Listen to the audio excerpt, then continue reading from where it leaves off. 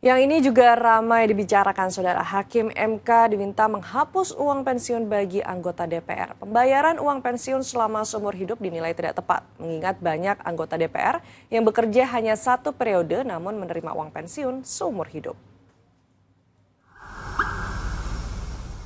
Ada gugatan baru yang diajukan ke Mahkamah Konstitusi.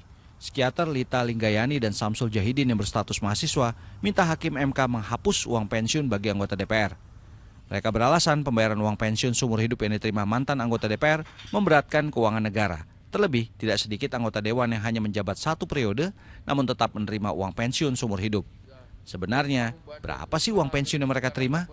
Berdasarkan peraturan pemerintah nomor 75 tahun 2000 tentang gaji pokok pimpinan lembaga tertinggi, tinggi negara dan anggota lembaga tinggi negara, serta uang kehormatan anggota lembaga tertinggi negara. Perhitungan pensiun untuk anggota DPR yang menjabat 2 periode atau lebih sebesar Rp3.639.540 per bulan. Sedangkan untuk yang satu periode mendapat Rp2.935.704 per bulan. Bagi yang kurang dari satu periode atau hanya 1 sampai 6 bulan menjabat, mereka berhak mendapat Rp401.894 per bulan.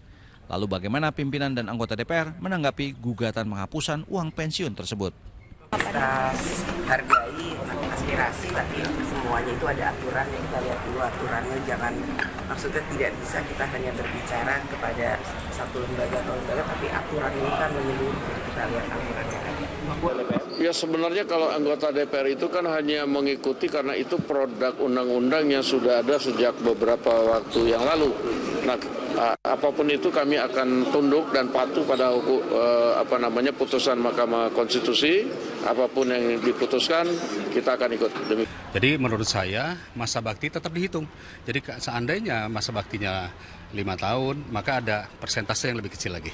Kalau sudah 10 tahun, persentasenya misalnya lebih besar. Ada yang sudah katakanlah 3 periode 15 tahun, tentu ada namanya masa bakti. Artinya ini disamakan juga dengan masa bakti PNS yang sudah bertugas. Menurut saya itu sangat wajar sekali.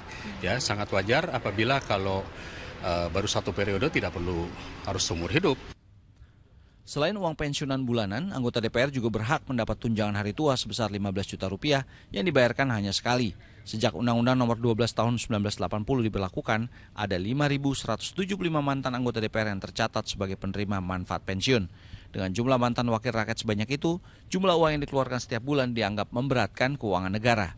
Anggota DPR itu sebulan sudah akan menghabiskan sekitar 1,4 miliar. Dan tentu itu baru biaya yang besar dan untuk biaya 1 bulan begitu ya. Setahun itu kurang lebih akan mencapai 16,8 miliar. Dan ini kita bayangkan harus dibayarkan selama bertahun-tahun. Dan ini biaya yang tentu sangat besar gitu ya. Sehingga pengkajian terhadap pemberian pensiun seumur hidup ini perlu untuk dilakukan secara mendalam begitu.